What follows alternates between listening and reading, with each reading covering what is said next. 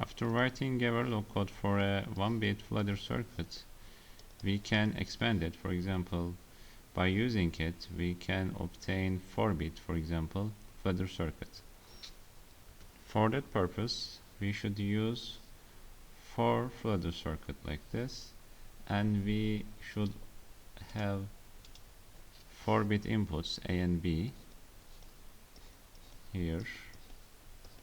This is, for example, A3 and B3 and so on, and this first carry in should be 0, and carry out output of the first fladder should be connected to carry in input of the second fladder and so on, and last carry out is the carry out of the overall circuit, and we have also some outputs here like this. So our overall circuit can be represented like this, and on the left side this is the inside structure of the circuit.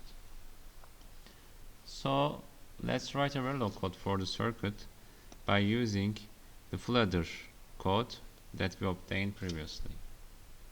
As you can see here, I defined the inputs and outputs here. Input has input A and B, both has 4 bits, and output sum is 4-bit output, and output carry out is 1 bit. And here I will call fladder code that we obtained earlier. So we should here make necessary connections. Here we made the necessary connections. As you can see, A is connected to A0, B is connected to B0 here. Here, as you can see, this one, and C in should be 0, and for that purpose C in of the other circuit, fladder circuit, is connected to 1 bit 0 here for this one. This is FA1 in our circuit. This is FA1 here, and carry out is connected to wire 1 here, and I define wire 1, 2 and 3 for these wires, wire 2 and wire 3 here. So in the same manner we can move on. For the second fladder, as you can see, C in is connected to wire 1 here.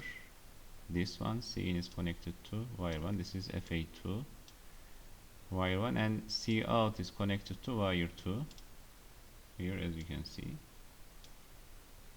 And in the same way for fladder 3, C in is connected to wire 2, this one, and C out is connected to wire 3, and this is here. And for the last fladder, we have here C in is connected to wire 3, and C out is C out of the 4-bit fladder circuit. These are actually, the names are the same, but it's not important, as we also explained previously in previous videos. And here wire 3 is C in, and C out of the fladder 4 is connected to C out of the overall circuit, this one. You can also see the sub-modules here, FA1, FA2, FA3 and FA4 under the 4-bit adder design source. So let's verify the circuit by writing test bench. Test bench has 2 inputs in register format, 4-bit A and B, and wire 4-bit sum and wire carry out here.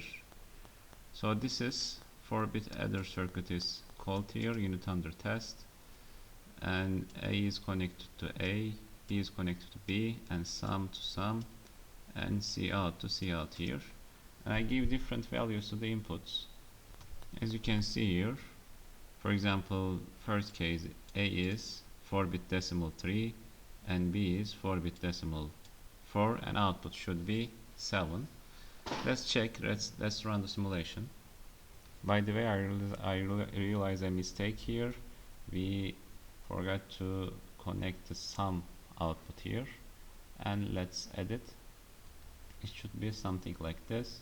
Adder circuit, full adder circuits, sum is uppercase S, and here our 4-bit adders sum output we write down here lowercase s here, and it should be like this. And another mistake in the test bench, here it should be lowercase s. I wrote down here in previous code capital S, so this is the second error. Let's try again. This time it's okay. As you can see, 3 plus 4 is 7, and A is 10, so C is 12 here, and it should be 15, F is 15, and here 5 added by 7 is C, which is 12, and here 2 plus 4 is 6, and here 14 plus 2 is 16, but 16 cannot be represented in 4 bits, so sum is 0 and carry out is 1 here, so it's okay.